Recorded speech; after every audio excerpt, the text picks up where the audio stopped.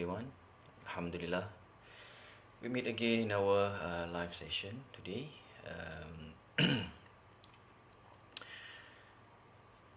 Last class we have discussed on government system, and we know that there are two type of concept that our government runs, including constitutional monarchy and parliamentary democracy. And I hope by now you understand these two concepts and why we choose both to be in our administration of the nation. And as citizen, we just follow and abide by the rules, and hopefully get the most understandable information about our own country. Okay. Thank you for being here on time. I can see Atira, Bella, Fina. Okay. Okay, one more should be I think, who's that? Ika, is it? Okay, let's start the discussion on chapter 5 topic, Constitution. We have listened about and heard about Constitution before. It's called Perlembagaan. Okay, and of course the monarchy constitution refer that our king need to follow the law, because last time, as I mentioned before, we have the concept of absolute monarchy, raja mutlak, kan? So raja adalah perundangan itu sendiri. Tapi hari ini raja perlu mengikut landas perundangan yang ditetapkan oleh negara. So yang paling tinggi dalam negara ialah constitution. Let's look at it. What is the point? Okay, I hope that you already go through the slide, and if you look at this one, you should be having some idea that we're going to discuss some of the topic, at least. Okay, and I've been highlighted this main point for this topic, which is we are going to look at the definition, role, and supremacy of constitution. So what is the definition? Okay, here we can see that constitution refer to the basic principle establishing state. Means that if you want to set up a country, you need to have a constitution, and this constitution is the foundation of the country. So this nation must be based on the pillars inside the constitution. So everyone must know the basic. What is the principle of our country? Okay, give some example. Anything that you think is very important, and this should be knowable, and this should be already inside you and about the country. So to put into a translation, a simple term, as we have discussed early before, if you remember, and why I do remind you a lot about past concept and content, because we want the student to understand how to integrate information. When you study things, when you listen to information, when you get any ideas from others, the correlation that you can build is a part of study, is a part of cognitive level of knowledge. And just to brief to you that we as teacher need to know where is your level of thinking, and kat mana stages thinking you guys. So a part of the way to look at how you correlate things, how you make relation to things, how you combining things, integrate things. Sebab tu awal saya bagi tahu ketika kita nak mewujudkan Persekutuan Tanah Melayu, kita perlukan perlembagaan. Dan hari ini kita ada Perlembagaan Malaysia selepas Tanah Melayu merdeka, kita bergabung dengan Sabah Sarawak untuk bentuk negara baru. So as a citizen, we need to know the principle of our state. Okay, anyone can write down, please write down what kind of foundation and what kind of basic information that you yourself have when talk about our country. Okay. While waiting for your answer, hopefully I can view it, because there are and used to be, and sometime and the comment is stuck. And okay, if you have comment and not appear here, I'm so sorry.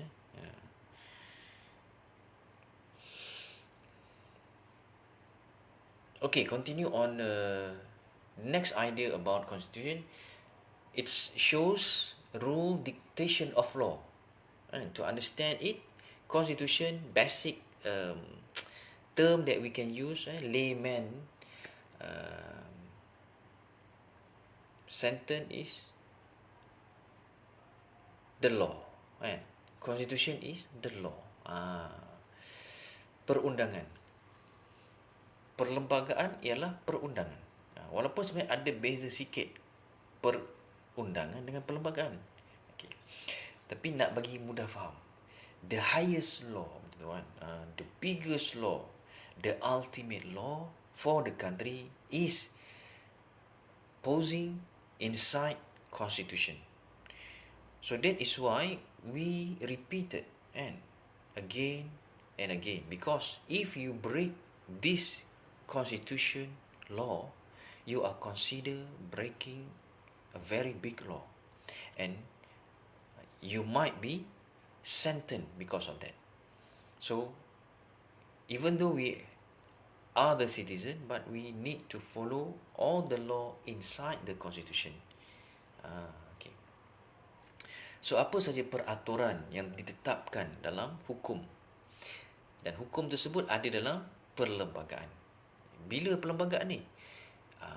Inilah kita nak cerita ni. The whole topic is about perlembagaan. Of course, it start during the first day of Hari Malaysia, kan? Kebetulan we just celebrate Merdeka, and we are grateful, thankful that our nation still at the stable condition where everyone can live harmony, and we hope it's going to maintain and sustain for a very long time, or forever until the last day of the world. Okay, and to ensure that the country runs smoothly, and the law always there to protect us as citizen. Okay, boleh. And then this month is the month of Malaysia, sebab hari kita bergabung di antara Sabah Sarawak termasuk Singapura pada peringkat awal 2 tahun adalah 16 September, kan? Bulan Malaysia. Kalau Ogos dipanggil bulan kemerdekaan, September bulan Malaysia.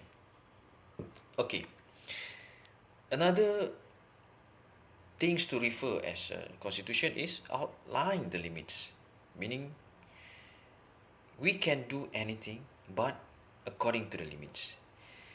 King or leaders or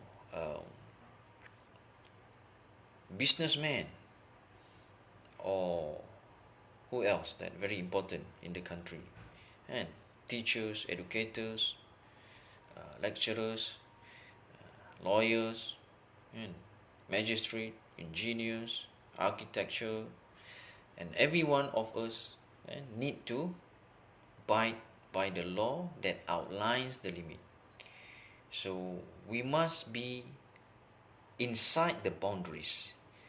We must stay within the circle, because that's the limit have been outlined by the constitution.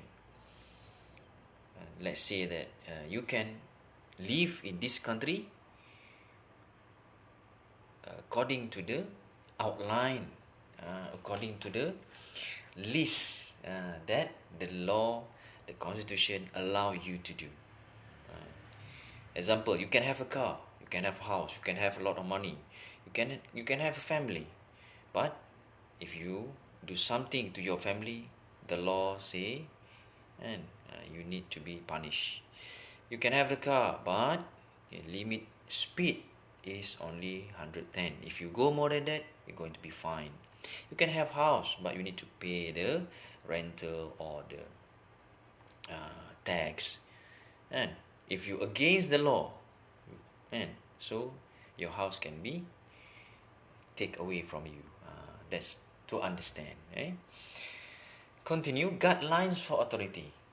So other than it's only about the law, it's actually about reference, and it's it's also kind of a map, okay, a direction that what we need to do, especially the authority and the leader, the kings, and anyone who and have status in our country. So what is supposed to be done? If you become a part of the administration of the country, you need to know what is your job, what is your responsible, where to go from now. Okay, what you need to achieve, guidelines. Maknanya ada panduan, ada ada tanda aras. Okay. Normally later on we are going to discuss the very big things as leader, and when look at the constitution, you need to improve the economy of the country. But now we can see that our PM, the eighth one, more focusing on welfare, because maybe he think this is what the citizens need right now, and a lot of his work movement shows that he really care about the people, and especially when we have the motto of our Merdeka Day, Malaysia Prihatin. Seolah-olah menunjukkan yang PM kita sangat mengambil berat terhadap rakyatnya. Okay, even though the economy right now is unstable, we can see that up and downs, and we are questioning those people who are in the higher position, especially the thinkers. If you spend a lot for your people, what left to run your country? But of course, maybe he has another concept to be implemented, and in the same time, he need to think about how to gain back all those money spent to the people.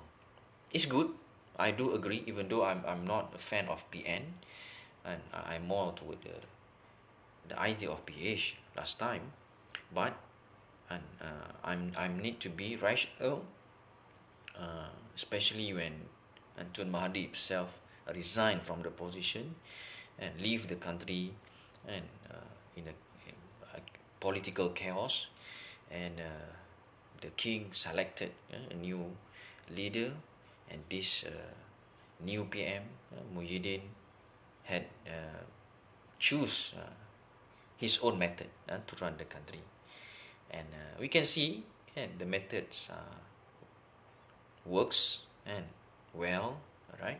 So I need to give credit to that, and even though there are also some contra, especially for those who affected by COVID, and this pandemic, lockdown, and job loss.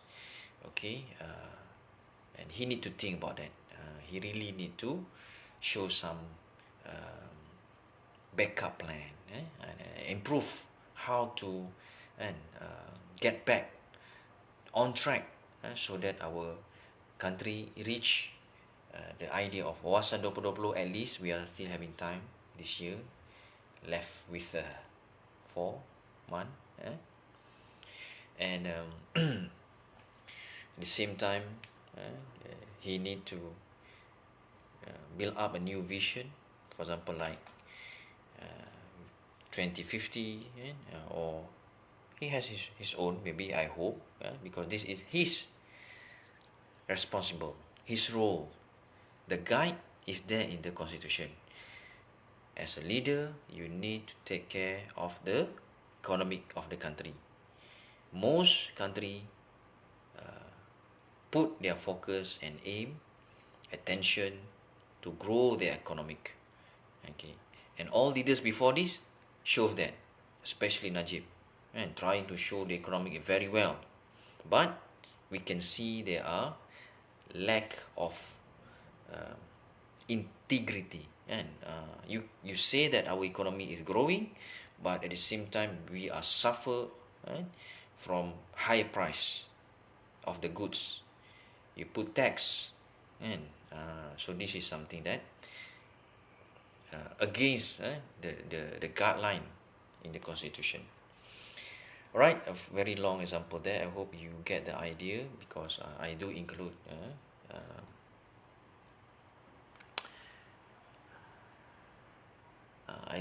a lot of extra info and thinking process, okay, or as we know during your school time, kebat information, kan, kebat content.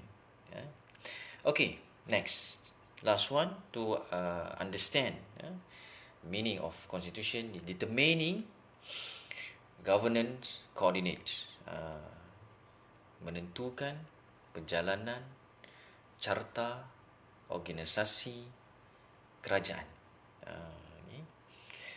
how to govern, kan, tata cara urus takbir, banyak perkataan tu yang biasanya bijak pandai menggunakan. So how you handling your country, how you manage your ministries. So this is a part of the constitution. Okay, as a ministry, you need to do this and that, and make sure all of this runs well in the future, hoping that the country upgraded by time and throughout period. So, and example, like you need to plan 5 years ahead. Okay, what is your plan today? Determine what going to happen the next 5 years. What is your plan for a bit long term effect of the country, like what Tun Mahathir have done during his early the years of 90. He already thinking about the year of 2020, and hopefully something happen, and try to put his legacy into that ideas, and after that we have Pak La come with another vision, 100 years of Malaysia, which is 2057, and we can see it's not far than now, right? Alright, so this is some part of the content and idea you can get from what is constitution all about, its meaning. Any question? I think we do have problem on the technicals, and because up to right now, yet to see any comment from you guys. I'm so sorry, maybe because of my space in the phone is already reaching full due to all the assessment and class that I need to save it using all the space. Okay, let's move on. Roles. This is the job of the constitution. Apa tugas, peranan perlembagaan kita? Yang pertama, katanya resolution tools, menjadi alat untuk penyelesaian segala masalah. If you have any problem, The solution is in the constitution. How to solve any problem, how to deal with and a lot of difficulties. So check in the constitution. Contohnya macam case pandemic. Okay, sekarang pandemic, apa nak buat ni? So constitution kata, okay, we have the rules, we have the act, we can lock down because it going to affect the country. So kita pun lock down. Siapa-siapa yang langgar peraturan, oh rupanya ada dalam akta, boleh dikenakan tindakan. Macam tu. Okay. What else? Other than pandemic, apa lagi masalah yang mungkin kita hadapi hari ini?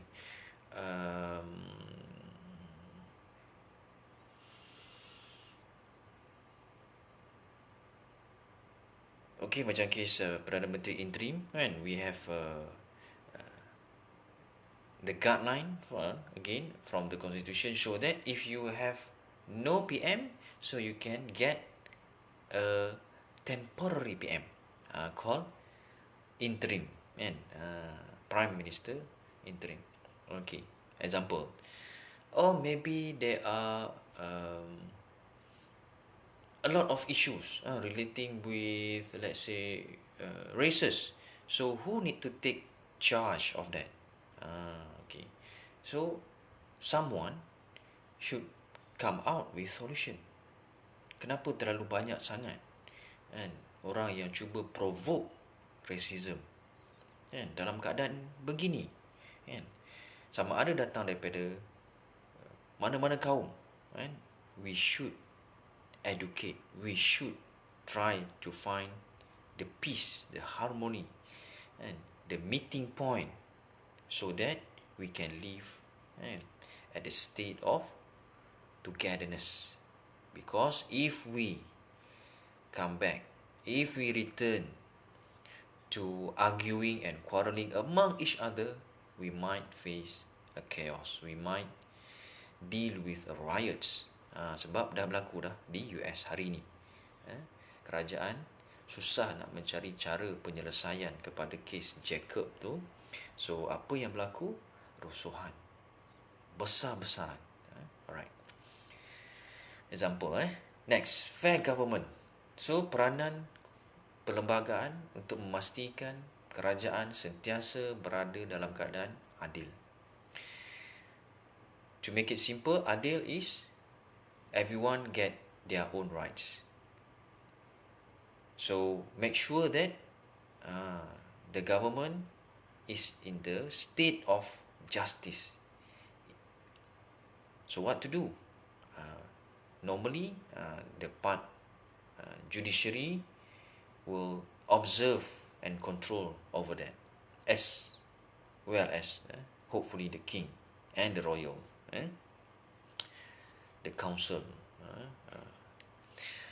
Okay, harapannya negara kita berada dalam keadaan pentadbiran yang adil. Everyone gets their own rights to live in the country happily and enjoying the wealth of the country. If we can see that there are a lot of corruption, so the constitution have the rights to overrule all the government. That is why even though you are prime minister, you could be in the state of abusing the law tadi. So if you do that, the law mention, the law take action about it. Okay, next, prevent abuse. Kita cerita tadi kan. So nak mengelakkan daripada berlakunya penyelewengan. Sebab bila berada di atas, mudah, ada kuasa, ada cara, and people can take advantage of that. And we can see that is why we against our last prime minister, the last one before this, the last one before the last one.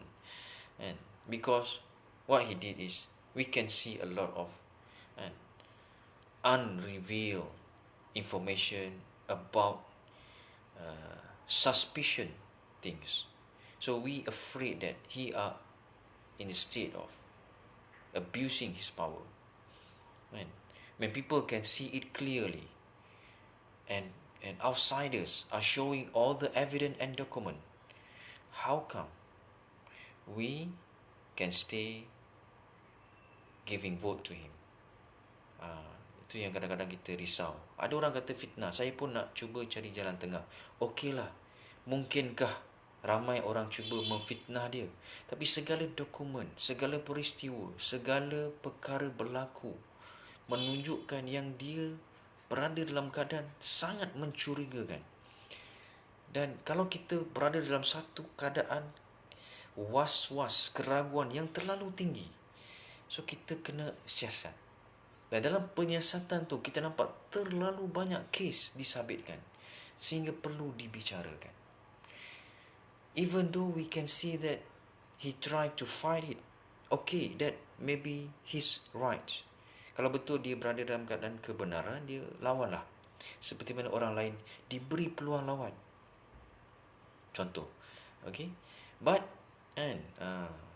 if he proved to be guilty, he going to be jailed and sentenced, and he need to go to the prison. Alright, okay. If you abuse power, and ramai orang bawah dia dah kena.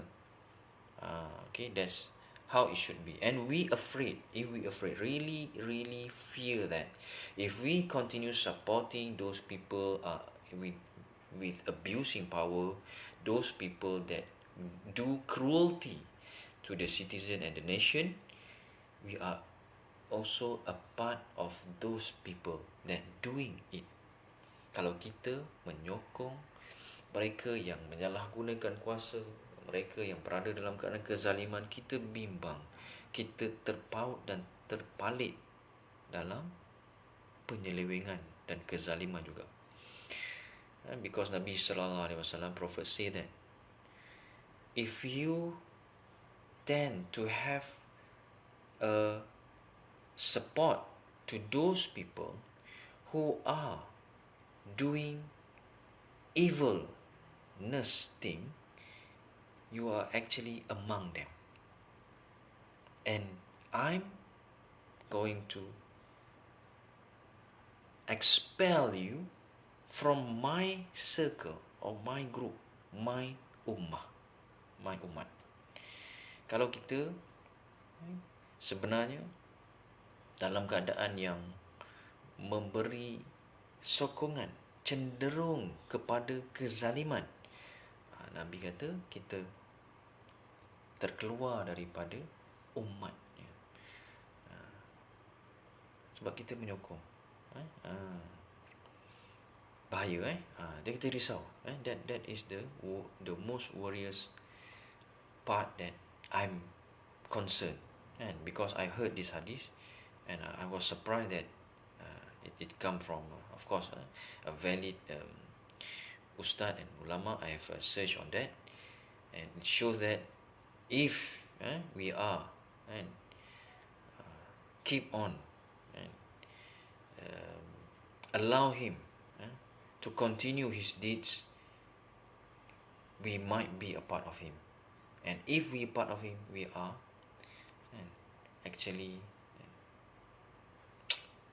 expelled terkeluar daripada agama yang sebenar. Sebab bila kita buat dosa, memang betul, semua orang mana boleh lari daripada melakukan kesalahan. Tetapi kalau kesalahan itu besar dan kesalahan itu melibatkan awam, dia terlalu besar dan sangat bahaya kalau kita berada dalam keadaan penyokongnya.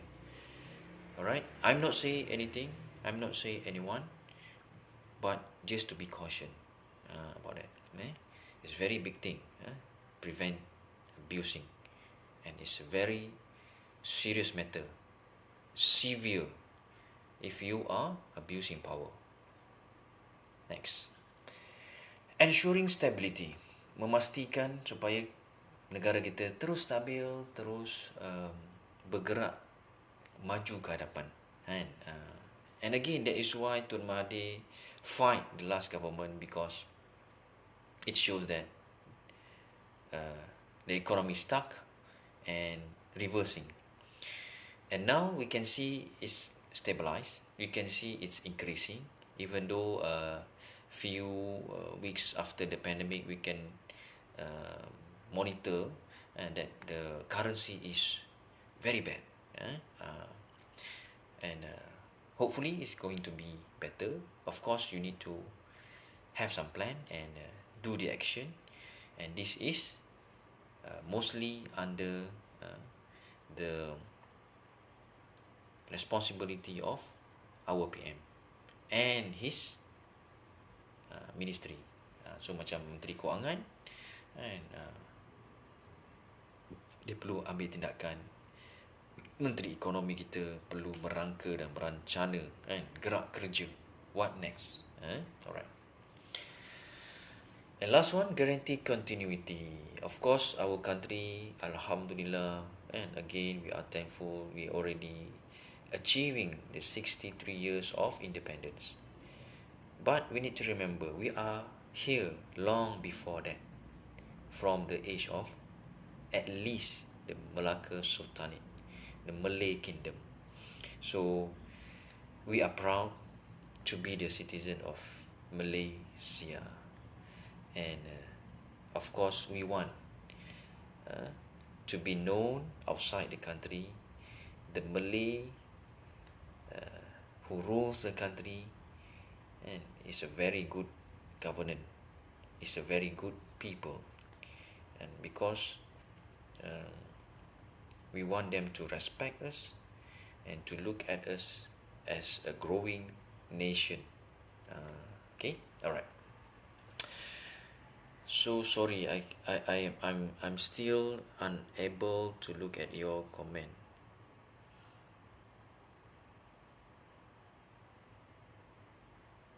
Okay, I can see until Bella say no sir. Okay, so I hope that if you are actually commenting, I will check it later. Please do make some comment, especially from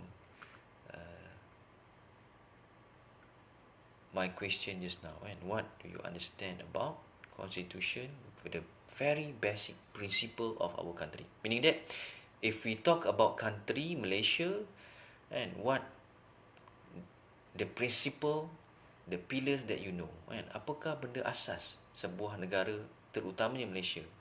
So macam negara Malaysia, apa asas yang kita patut tahu? Macam tu kan. Alright. Continue. Supremacy of Constitution. And this is a part of our pillars of our nation. Kita panggil apa? Keluhuran perlembagaan. Luhur ni maksudnya, kan, in this context it shows that how big, how high, supreme, kan, how what else, how powerful is our constitution. So we need to abide by the rule and put constitution above everything else. This is the point. Number one, highest order. In a part of what I have told you, and all the other main point before. So we add more. Supremacy of constitution shows that perlembagaan ialah peraturan tertinggi, perundangan teratas. Okay, senanglah. Hopefully by now you already get the idea.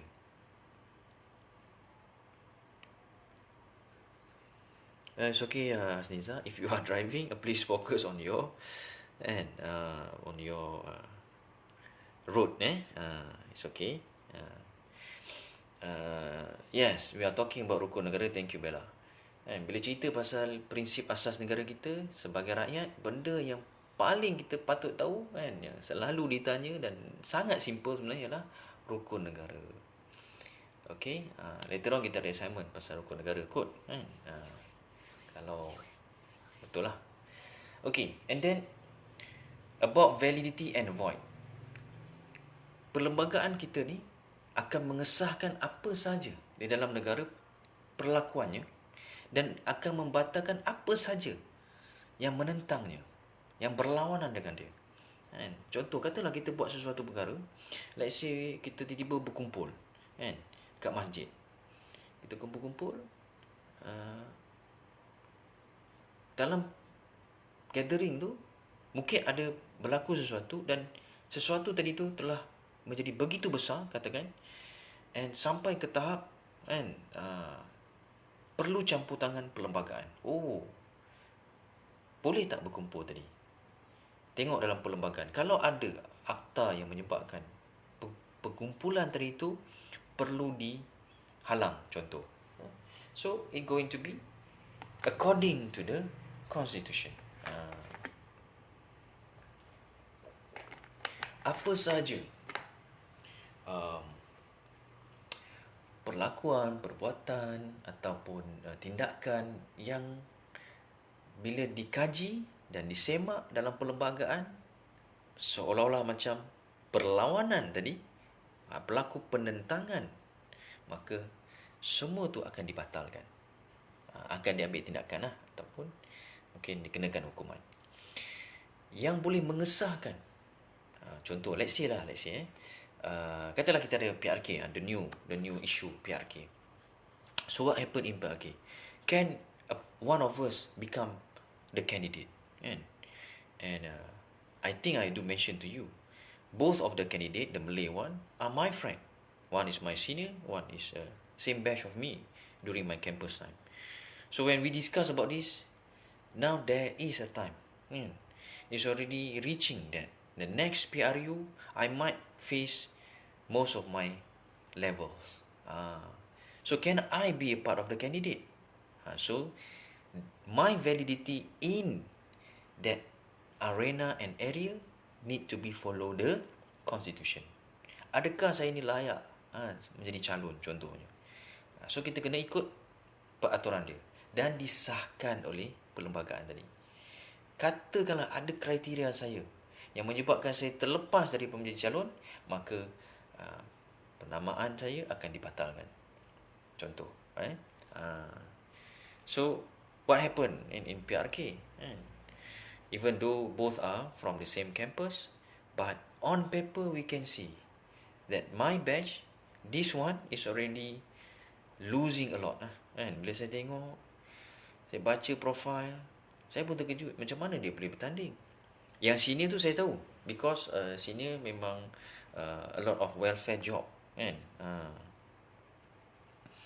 And then bila tengok member saya sendiri, betul ke dia ni kan? Tengok profile, cerita pasal family je, mana gerak kerja dia, apa yang dia buat selama ni. So okay, I'm give chance. One day I get this record live of his speech. So I try to listen. Tak panjang pun, dalam I think 3 to 5 minutes je. I try to get what is your content, what is your strength. But I can see nothing. I was surprised too. Macam mana dia boleh cakap kosong macam ni? Setakat perkara biasa saja ucapan dia. Nak bandingkan, saya ada kawan belum jadi calon, belum lagi. Dan nak jadi calon pun dia kata kena ada 2-3 fasa nak kena lepas. Tapi dengar dia cakap je, I already salute, impress, respect. You have a lot of information and you can talk about a lot of things. And when you talk, we can see that you are talking from your heart. You have been going through those phases and all the activities you have done. So what happened to me is that, why are you there and you are supported by Tun Mahathir? I was macam, what? Tun Mahathir support this kind of people? Bukanlah saya menentang kawan saya, of course saya sokong dia, tapi saya macam question lah, apa kriteria yang dia ada sampai Tun berani letakkan dia sebagai salah seorang calon Neo Party pejuang ni kan. Macam tu, right? And of course lost. So this friend that I'm talking about just now, yang saya salute dan respect ni, yang saya impress ni, saya ternampak bacaan dia. Saya bukan mencari pun Saya bukanlah kata nak menyokong ataupun nak menyebelah dia, tapi saya terbaca respon dia, conclusion dia, summary dia daripada PRK lepas. Dia kata if you want to fight the other parties which is BN, Muafakat Nasional, PAS and UMNO, if you are just a very new one, kalau baru setahun jagung, boleh pula parti baru, kumpulan masih kecil, macam mana nak fight dengan kekuatan UMNO yang dah lama ditambah dengan PAS yang pun sama lama? So on paper we can see that this is our next government, maybe. So this government nowadays yang bersatu, UMNO dan PAS mungkin akan terus menerajui negara lah setakat ini. Sebab Tun Mahathir yang keluar bersatu buat parti baru Pejuang, and tiba-tiba Syed Saddiq pun keluar bersatu tanpa join pula dengan Mahathir buat parti lain pula. So we are actually in the state of very fragile, and we divide too much, and this it shows that the weakness of Malay, honestly, sebab kita terlalu banyak pecahan dah, dan sangat bahaya bila terlalu banyak berpecah. Okay, so kawan saya beritahu this one, we need to come back to an agreement and come back to a meeting point and the solution, so that the togetherness of working, fighting, if we want to take over the country again. Macam tu. Alright, next. Declaration of power, yes, every single of our leaders and every part of our field, we have our own rights to do, and the power given to us. For example, like say I want to build up an institution, educational, so I have the power on that. So what is the thing that I need to do and fulfill in the constitution? Boleh buat, macam mana nak buat, follow. Constitution pun ada written yang bertulis dan juga ada yang berbentuk verbal, lisan. Sebab ini pun kena faham, because it happened to one issue in college. When a verbal instruction coming from me, contoh nak bagi mudah faham, do you need to take action when I ask you to do something? Macam contoh tadi yang saya kata, okay, please do respond. What is your idea about our principle? Siapa ni? Tira ke siapa tadi? Ikasha ni. As Malaysian, keutamaan pada rukun negara, raja as the highest ruler and keharmonian among the resident. Yes. Okay, thank you for your response. So, ada orang question dalam meeting, in a meeting, boss giving instruction verbally. Okay, you do this and that. And then finish meeting, boss with his job and this person with the job. Okay. But one day, mungkin after several days, the boss asked, okay, what happened to my instruction? Have you done it? Have you completed it? What instruction, boss? The one I say to you in the meeting, blah, blah, blah, blah. Oh, I didn't receive any email from you, written, so that the instruction can be seen in the form of evidence, proof. For me, Ika. Oh, Ikasha, alright. Saya cuba ingat tu, Ikasha. Okay, for me, this is something that you are questioned without using your intellectual. Because here you can see, if you read the constitution, it stated verbal information is valid. Contoh, kalau saya keluarkan arahan berbentuk lisan tanpa saya tulis, itu juga dikira sebagai salah satu yang kena dipatuhi. Kan? Bukan semata-mata you respond bagus because you are respecting me or the question itself is knowable to you, but at the same time it's a valid instruction. Verbal instruction considered valid. Saya bagi arahan, contoh Nabi sebut secara lisan. Perlu ke Nabi tulis hadis tadi, supaya ia menjadi a part of the rules of the law, kan. So kena ingat. Contoh lain, mak ayah kita kata, tanah ni bagi dekat abang, kita adik dengar, kan. Itu adalah arahan berbentuk lisan. Boleh dijadikan hujah, kan. Dan of course karakter yang kalau dia tipu tu salah dia lah, kan. For example, atau dia sembunyikan, salah dia lah. Tapi valid tak? Yes, valid. In Islam, even in the constitution, valid. Cuma of course written, confirm, proof. So bos ni sampai 2-3 kali bagi arahan kepada staff. Staff kata without written, dia akan tolak tepi. Surprisingly, staff buat macam tu. So I macam, what? And okay. And let's say my boss, okay Asri, you do this and that without any email to me. Would I against that? Or I just let it go? Kan? Dia call saya saja, Asri tolong buat ni, dia tak text saya pun. Saya kena dengar dan saya kena patuhi. Sama jugalah macam dalam kelas. Alright, hopefully you get that. Okay, next. Saya tambah lagi, selain daripada dalam first point kita tadi tu, kan, within the same supremacy ni, dalam tu ada allocation, ada peruntukan.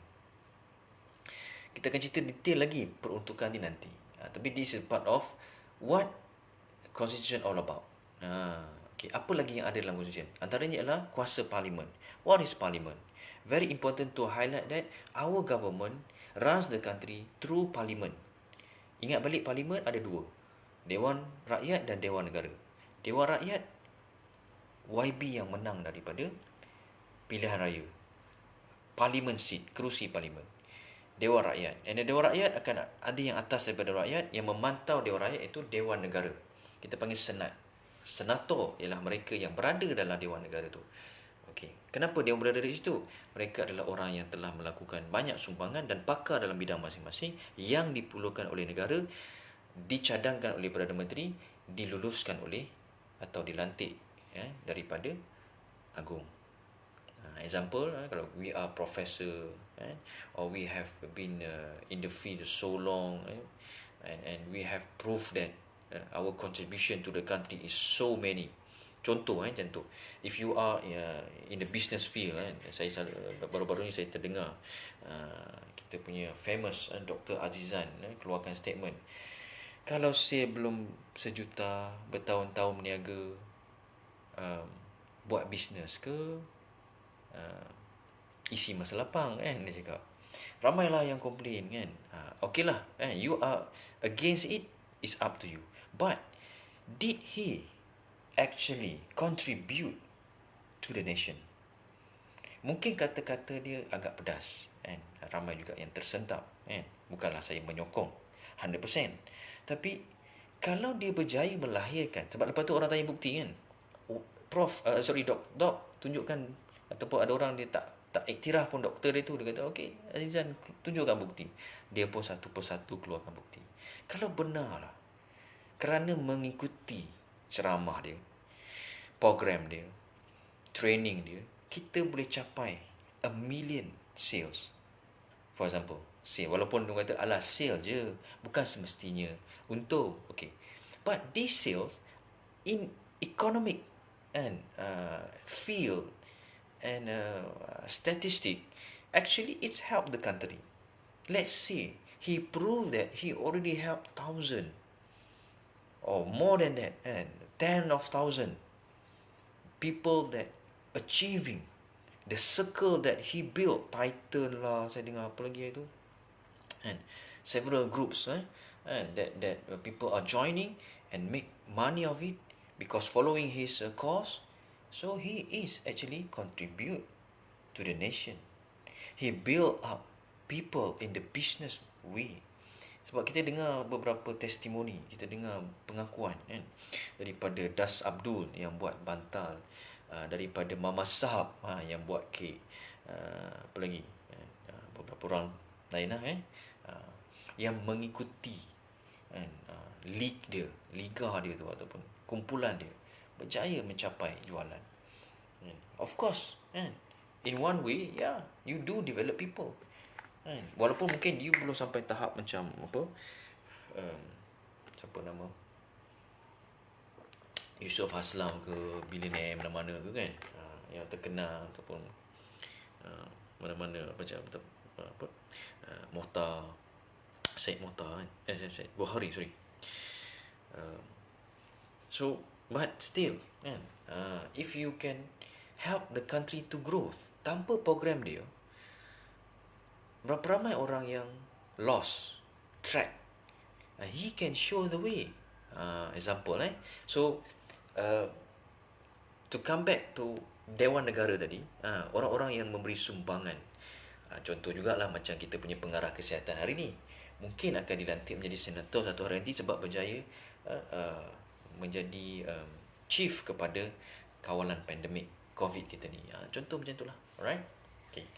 Constitution itself, kan, nak bagi tahu yang dalam perlembagaan tu cerita pasal kepentingan perlembagaan. So that is why maybe you need to learn about the constitution all over again and again. Masuk sekolah, masuk mendengar, masuk IPT, masuk lagi degree, and you going to discuss. Maybe after this details, apa tu lagi yang dalam perlembagaan yang perlu you ambil tahu. Example, ada kuasa agung diberi satu fasa, kan, agung need to be there throughout times. Maknanya sepanjang zaman mesti ada agung, which is among the kings. Of course, saya pernah cerita itu, kan, mustahil kalau ramai orang provoke satu hari agung kita nanti pun akan jadi daripada golongan bukan Melayu. Mustahil, sebab dalam perlembagaan dah ada. And nak ubah perlembagaan ni bukan senang, kan? Alright, okay. And kalau terubah, lemahnya orang Melayu. Adakah kita begitu lemah?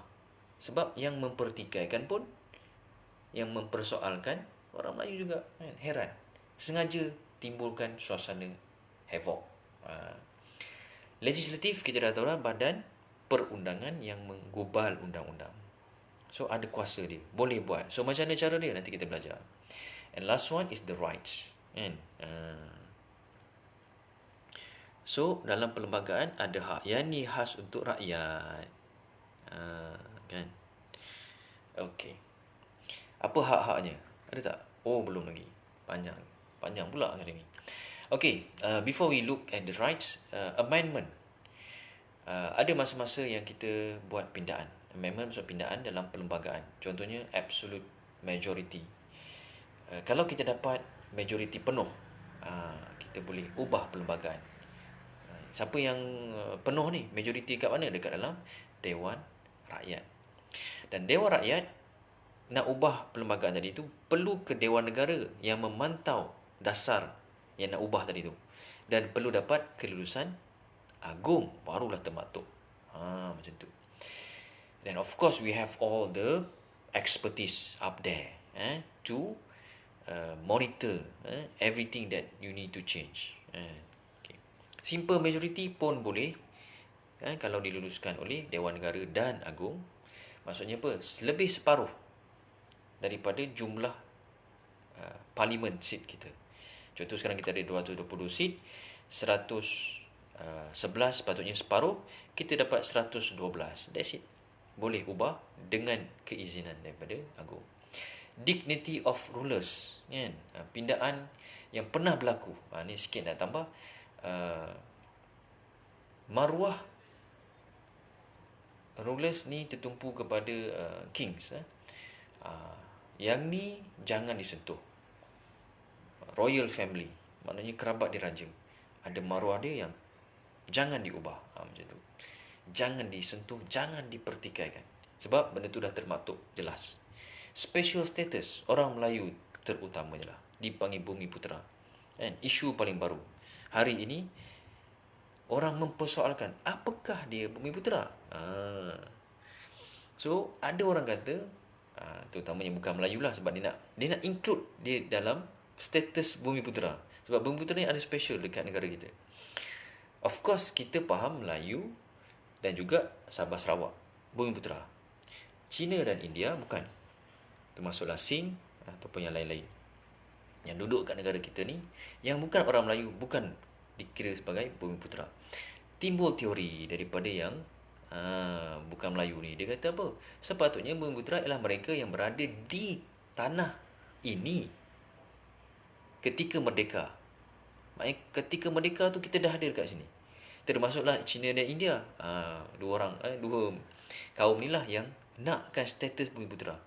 So actually dia cuma mungkin melontarkan idea, kan. Of course banyak kelemahan dalam info dia tadi. Melayu ialah yang duduk memang genetik daripada Nusantara. Katakanlah dia kata, okey, kalau ikutkan Bumiputera sebenarnya, Melayu pun adalah pendatang. Ya, mungkin ada yang datang daripada Indonesia, tapi still dikonsider sebagai genetik Melayu. Mungkin ada yang datang daripada Filipina, Kesultanan Sulu, still kita consider Melayu. Yang datang daripada Thailand, Siam contoh dia, Narathiwat, Yala, Melayu. Kita ambil kisah benda tu. Alright. It's supposed to be Malay genetic. Ada tak genetik Melayu?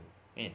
Tapi kalau China, tak boleh dikonsider sebagai Bumiputera lah, unless dia berkahwin dengan Melayu dan anak dia ada genetik Melayu. Boleh lah, walaupun muka macam Cina. Dalam IC Melayu. Melayu Melayu. Sebab genetik ada. Sebab dia kahwin campur. Tapi kalau dia pure daripada China, tanah besar, pure India, kan, tanah besar India, dia kira sebagai bukan Bumiputera. So tak boleh mempertikaikan special status orang Bumiputera. Sensitive issue. Kita pun sebagai Bumiputera, janganlah main isu perkauman. Nowadays, kita dah satu Malaysia. Alright?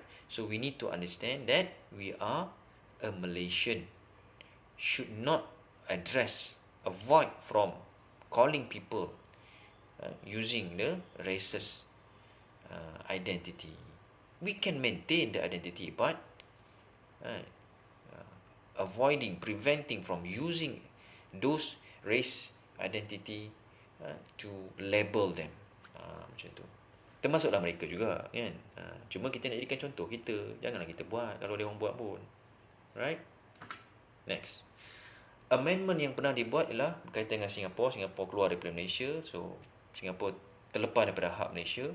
Gender, pernah satu masa dulu lelaki sahaja yang mendapat segala kelebihan, diubah supaya semua dah sama rata. Kekebalan raja juga kita ubah. Satu masa dulu raja adalah tertakluk kepada perlembagaan, tetapi dalam perlembagaan mengatakan raja kebal daripada sebarang perundangan, dan kita ubah. Water supply, kita pernah ada isu masalah air, kan. So kita pun ubah supaya semua orang sama rata dapat dan ada keuntungan pada yang menyediakan bekalan air tadi. Dan juga rape case, ini antara isu besar juga lah. Itu kes rogol, yang mana kes rogol sangat rendah hukuman dia satu masa dulu dan telah dipertingkatkan, kan. Okey, dan fikirkan, adakah cukup hari ini hukuman rogol yang menyebabkan kes rogol berkurangan? Alright. Cuba fikirkan. Okay, do we have anything else? I think we're going to stop there because it's already 10 o'clock and the discussion, I hope you can do some research on my question just now, and mungkin boleh soal jawab sikit dan juga boleh buat summary sikit, kan. Apakah yang sedang berlaku dalam kes rogol dan adakah peningkatan hukuman dalam kes rogol menyebabkan kes itu berkurangan ke bertambah, dan kalau bertambah apa masalahnya, kan? Adakah hukuman itu belum cukup berat sehingga menyebabkan penambahan kes? Okay, any question so far? Amendment apa sir? Terlepas. Amendment pindaan. Maknanya kita ubah. Kata lain, kita ubah. Apa yang kita ubah? Yang ni macam mana nak ubah? Dua ni. Kita gunakan majoriti penuh ataupun majoriti mudah. Yang ni jangan dikacau, kan? Maknanya dalam perlembagaan kita kena stick, ya. Yang telah terubah yang ni yang tersenarai. Contoh saja, ada banyak lagi lah, tapi ni contoh.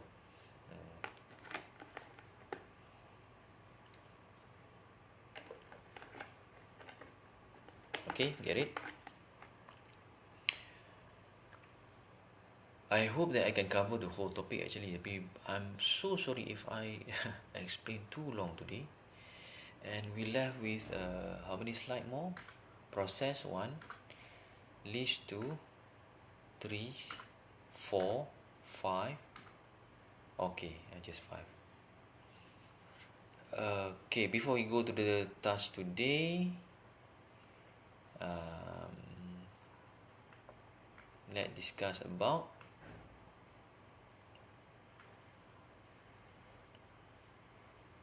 rape case. Okay.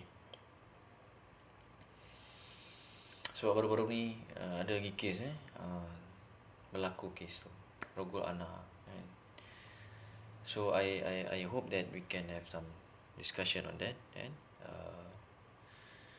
if you think it's so simple to do, so complete and send in the portal. I will open the discussion before we finish it later on, and prepare to do this one lah.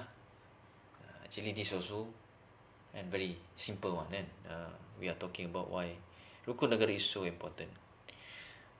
Gambar tu sajalah, and this is I think the most last time that we have in our department, which is social sciences department. Boleh carilah kat mana saya assignment tambahan. Okay guys, see you back in our WhatsApp group. Okay. Thank you so much for your commitment to be here in our live class. Any question last? Anyone? Okay, if you have, let's discuss in the WhatsApp. Thank you again. Assalamualaikum.